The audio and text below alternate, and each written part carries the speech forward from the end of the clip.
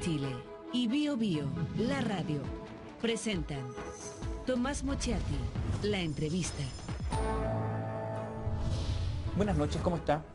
Este es un programa especial. No estamos en los estudios de CNN Chile, sino que estamos en la casa y desde ya le agradecemos de Raúl Selpa. ¿Quién es él? Es el presidente de la Asociación Nacional de Exonerados y Presos Políticos. Está enfermo, pero accedió a abrirnos su casa y a conversar con nosotros esta noche.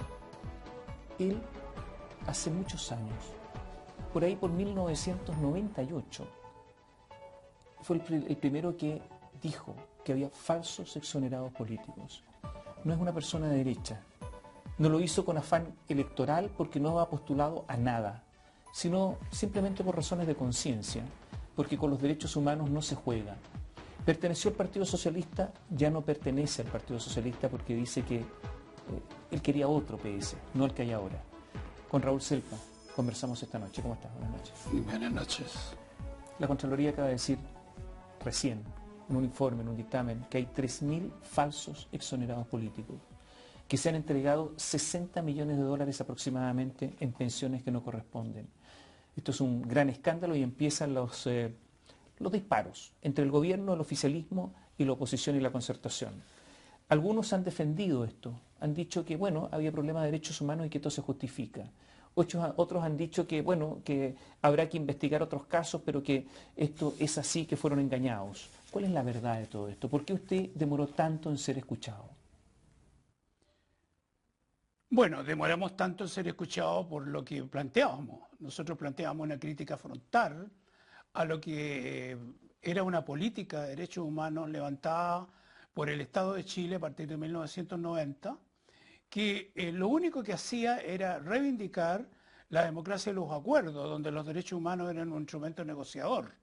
O sea, los derechos humanos servían de instrumento para llenar espacios de poder, lisa y llanamente. Ahí tenemos una ley de amnistía no derogada, con los principales criminales del país impunes. Tenemos, digamos, la situación de los derechos humanos en general, con leyes de reparación, digamos, que fueron todas han sido instrumentalizadas con fines, digamos, electorales. Tenemos la ley del retorno, no nos olvidemos del exiliado, de los exiliados en Chile. Ese fue un escándalo, digamos, que concitó la investigación de 3 informes de la Cámara de Diputados. Y eso ocurrió hace mucho tiempo.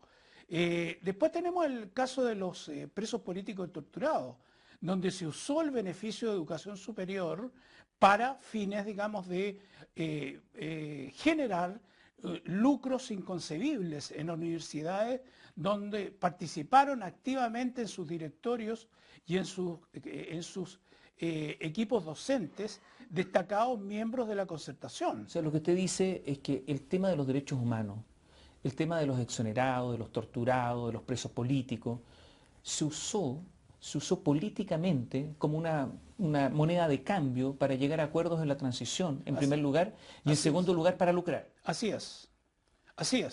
Y los antecedentes que entrega Contraloría ahora no son nada más que una ratificación de lo que venimos denunciando nosotros desde el año 98. ¿Qué pasó con los exiliados? Bueno, los exiliados le usaron las platas. ¿Quién le usó las platas? Una ONG que se creó, que si ustedes ven su directorio está compuesto por connotados miembros de la concertación. ¿Se acuerda de quién es eso? Sí, entre los cuales está la esposa del que era presidente de la CUT, Bustos, están, digamos, Jaime Castillo Velasco, etcétera, etcétera. O sea, miembros de ese nivel. ¿Y le usaron son platas que venían, entiendo, del exterior, son platas del gobierno? Son platas precisamente de la solidaridad internacional que fueron usadas, fueron ilegalmente, digamos, introducidas al país. Ilegalmente. Así lo destaca la propia Contraloría General de la República. La Contraloría, digamos, en uno de los dictámenes resolutivos, digamos, que emanan de la investigación que hizo la Cámara de Diputados, de 3 investigaciones que hizo la Cámara de Diputados, determina, digamos, que esas platas ingresaron ilegalmente al país. ¿Cuánta plata era eso? Sí, ¿Se acuerdan? precisamente por el carácter ilegal, digamos, no se tiene criterios objetivos con respecto a la suma. O sea, gobiernos Pero extranjeros. pero estamos hablando de 600, 700 millones de dólares. O sea, gobiernos extranjeros intentando que los chilenos que estaban en el exilio se reinsertaran nuevamente en nuestro país, aportaron dinero y ese dinero se lo apropiaron. Eso es lo que ustedes. Así fue. Bueno, ¿y la investigación criminal dónde está? No se hizo investigación criminal. Porque es la forma como la contracultura chilense, digamos, nos indica que deben resolver los problemas, abuenándonos. ¿Usted lo denunció esto? Eso se fue denunciado. ¿Usted lo denunció ante Sí, quién? lo denunciamos con las organizaciones de retornados que habían ¿Y en ese ante quién lo momento. denunció? ¿Perdón? ¿Ante quién? ¿Ante quién lo denunció? Ante el gobierno de Patricio Elwin. Ante el gobierno de Patricio Elwin. ¿Y qué hizo Patricio Ante el Elwin? gobierno de Ricardo Lagos. ¿Y qué hizo Patricio Elwin? Nada. Absolutamente ¿Y Ricardo nada. Lagos hizo algo? Nada. Absolutamente nada. Lo que buscaron fue acuerdos con las víctimas, que ya habían sido victimizados, buscaron acuerdos para condonarle deudas que tenían en el Banco del Estado, para condonarle acciones de apremio que se estaban ejerciendo como producto de estas deudas, etcétera, etcétera. ¿Y usted sospecha hacia dónde fueron estos dineros? ¿Quién se apropió de ellos? ¿En qué bolsillo quedó? No, objetivamente no podría decirle, pero digamos los responsables están claramente determinados. Usted Claramente. tiene conciencia que de existir delitos ya están prescritos, esos delitos. Así es. O sea, siempre buscamos la prescripción. Estamos buscando, digamos, el recoveco jurídico para evitar, digamos, y eludir nuestras responsabilidades. El año 1998, la Contraloría estimó que no tenía facultades para fiscalizar el caso de los exonerados, los falsos exonerados políticos, y sin embargo ahora saca un dictamen. ¿Cómo se explica usted esto? Es la política contradictoria que ha tenido la Contraloría, lisa y llanamente. En la Contraloría, digamos, indudablemente hay influencias nepotistas. No nos olvidemos que esta ley se promulga, digamos, bajo el ejercicio del Contralor Miguel Elwin, hermano del presidente, que estaba promulgando la ley en ese momento. Posteriormente hubo un Contralor, digamos, cuyo recuerdo, digamos, conlleva la risa, ¿no? El señor Chola. Y últimamente ha sido nombrado este Contralor, digamos, que al parecer tiene actuaciones correctas, pero también entra en periodos de mucha subjetividad. Nosotros queremos aclarar un aspecto con respecto a esto. Contraloría General de la República, digamos, excepcionalidades ni la ley orgánica de Contraloría ni la Constitución le entrega. Acá los obliga a controlar los actos, la legalidad de los actos del Estado, del gobierno, fundamentalmente. Desde ese punto de vista, digamos, esta ley debió haber sido controlada su aplicación desde el primer momento, desde la promulgación de su primer reglamento, ¿no? Aquí hay leyes de derechos humanos que se aplicaron sin reglamento, y eso la Contraloría lo permitió. Aquí, digamos, en nosotros, por ejemplo, para que se aplicara correcta y legalmente esta ley, tuvimos que interponer más de 7.000 recursos ante la Contraloría. 7.000 recursos ante Contraloría, lo que determinó, digamos, que Contraloría creara toda una jurisprudencia, digamos, que no había sido contemplada para la aplicación de esta ley. Rectificara dictámenes y resoluciones que estaban claramente equívocas con respecto a lo que era el criterio de esta ley, etcétera, etcétera. Desgraciadamente, hasta el día de hoy, su propia jurisprudencia, que está compuesta por esta cantidad enorme de resoluciones, es cumplida ni por la propia Contraloría. Porque ocurre lo siguiente, Tomás. Si nosotros hoy día, con la distorsión que se produjo a partir de la instrumentalización que se hace de la ley, no hay que olvidar que esta ley fue consensuada para 50.000 personas. Y hoy día van calificadas 160.000, de un total de 250.000 solicitudes que recibió el gobierno, el Ministerio del Interior. De manera, digamos, de que acá tenemos un aumento irregular del 300% con respecto al número de beneficiarios. ¿Usted cree que hay más de 3.000 falsos exonerados? Por supuesto. Porque la Contraloría hizo una investigación aleatoria, no de todos los casos. Sí, lógico, son muestreos. Exactamente. Son muestreos. Por supuesto que sí. ¿Cuántos cree usted? 100.000. Ya lo dijimos Perdón, ya, 100.000. ¿El total son? Son 160.000. ¿Y 100.000 son falsos? 100.000 son falsos. Perdón, pero si son 3.000 y 60 millones de dólares, si son 100.000 son una cantidad impresionante. En exonerados políticos se está gastando hoy día anualmente 190.000 millones de pesos. O sea, estamos bordeando los 400 millones de dólares anuales. Todos los años. Todos los años. Cada año. Para generar, y eso es la tremenda injusticia, para haber generado pensiones reparatorias para los verdaderos exonerados políticos de 130.000 pesos. De 130.000 pesos. Pero aquí hubo una empresa, una industria, una colusión de personas para organizar todo esto, porque no es fácil. 100.000, ¿quién organiza esto? ¿Cómo lo hacen? Hay una institucionalidad coludida. Eso es claro y categórico. Hoy día, digamos, al tenor de las investigaciones, podemos concluir de que al menos toda la institucionalidad que ha tenido que ver con la aplicación de esta ley está coludida, de una u otra forma. Está coludida la Contraloría General de la República. O anteriormente, porque ahora reaccionó. Sí, reacciona. Bueno, reacciona ahora como producto de la presión.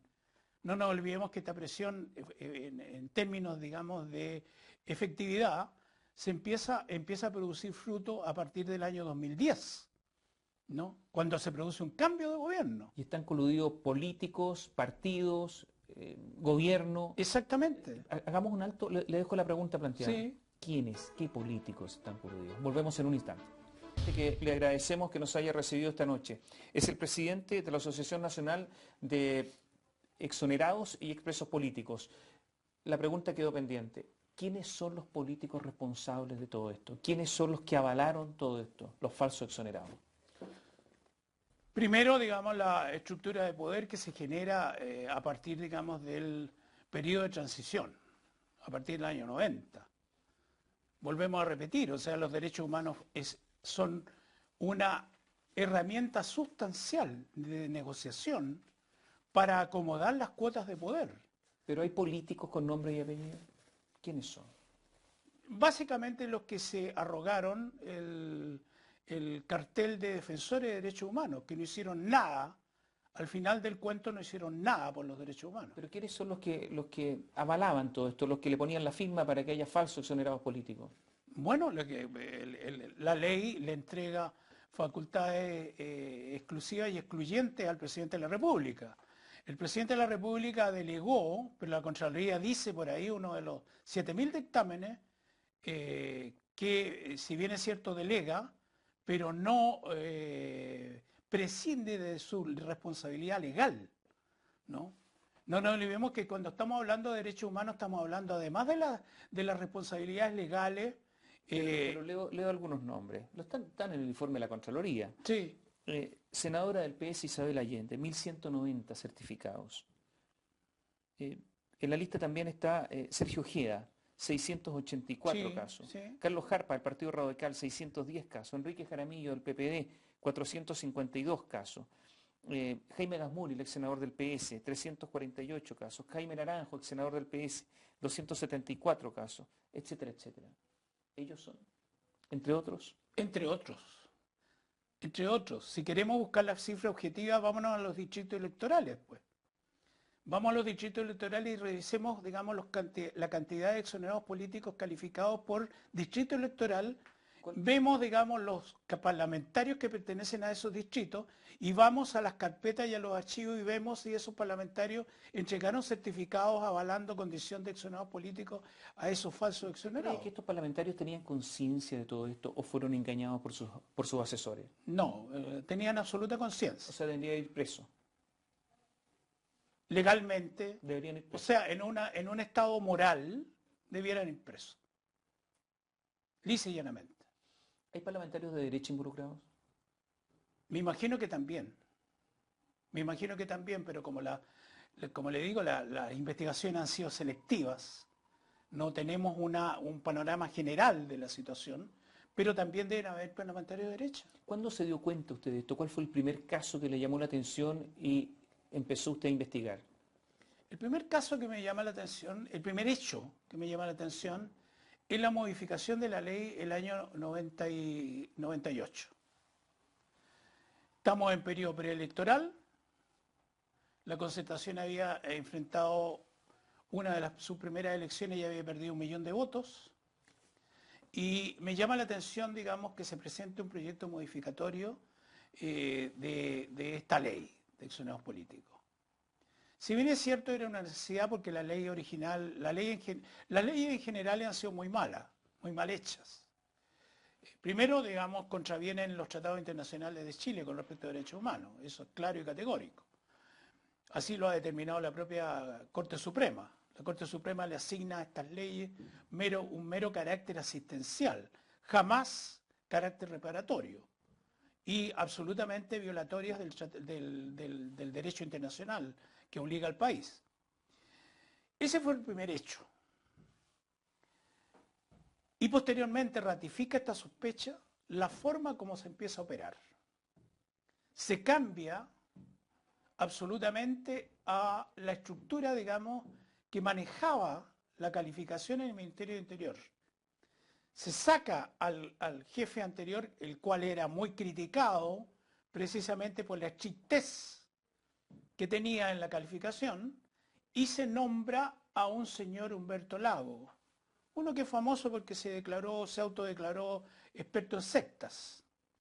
Y bueno, a él se le nombra... Eso en los tiempos de Eduardo Frei. Eso son los tiempos de Eduardo Frei. Los últimos, las postrimerías del gobierno de Eduardo Frei. Se nombra a esta persona que antes había estado coludido en el caso Retornados. Ya, o sea, tenía experiencia, dice usted.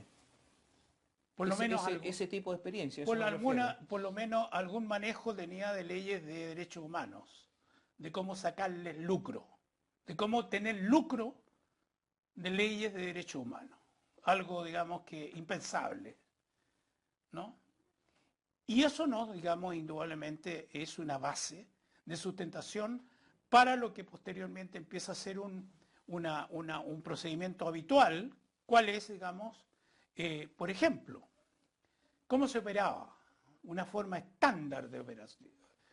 Los parlamentarios, los candidatos a parlamentarios o las autoridades locales o políticas enviaban de los distritos paquetes de carpetas amarradas con una carta dirigida al jefe de calificaciones de exonerados del Ministerio del Interior. Al señor Lago.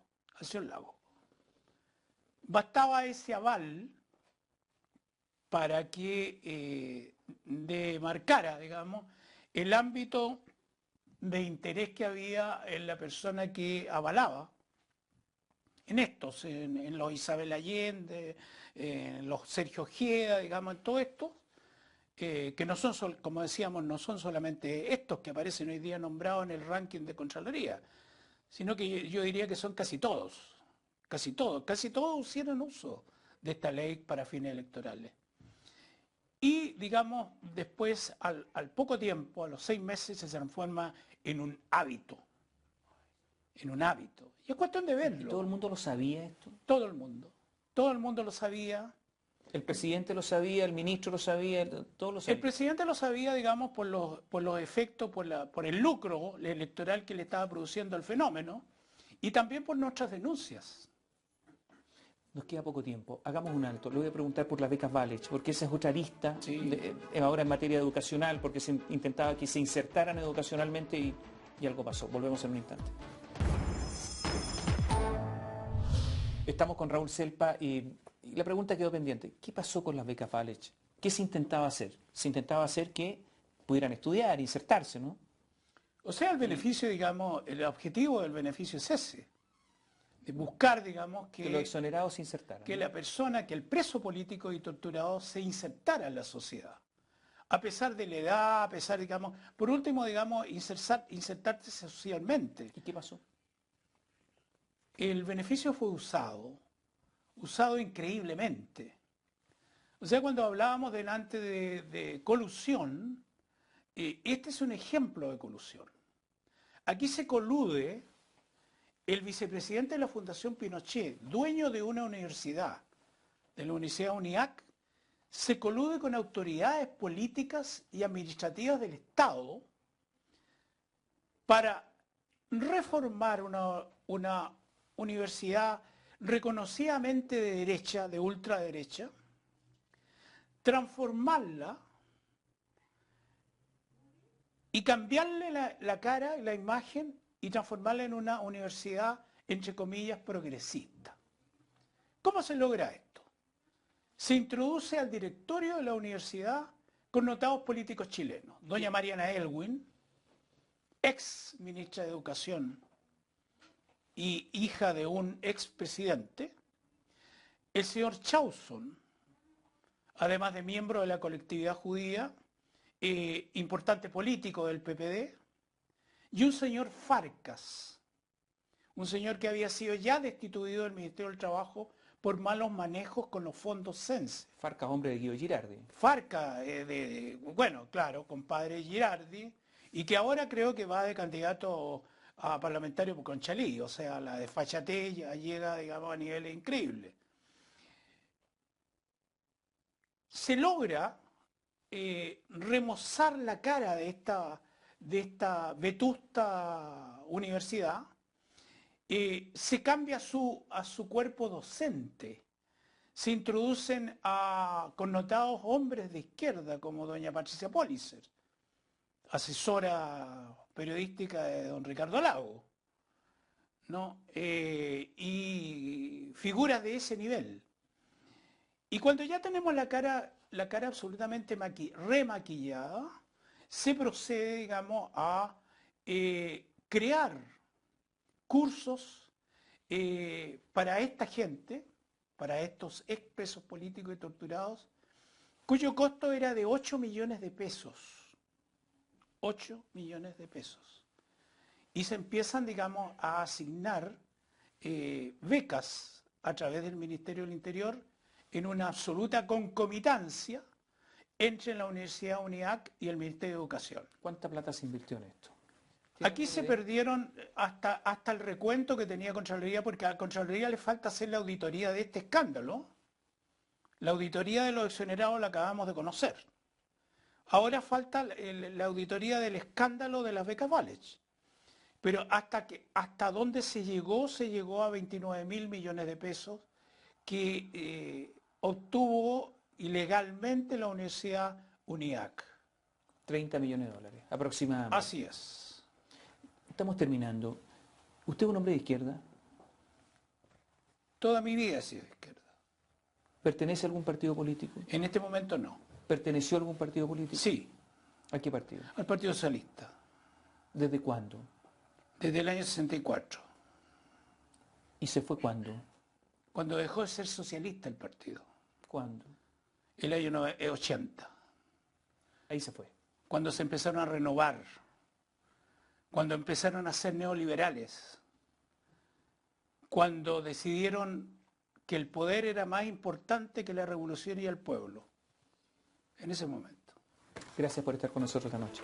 Raúl Selpa nos acompañó esta noche, nos invitó a su casa, ha sido recientemente operado y por eso nos recibe acá y por eso le agradecemos especialmente que nos haya recibido, que nos haya permitido conversar con él esta noche para todos ustedes. Buenas noches, gracias.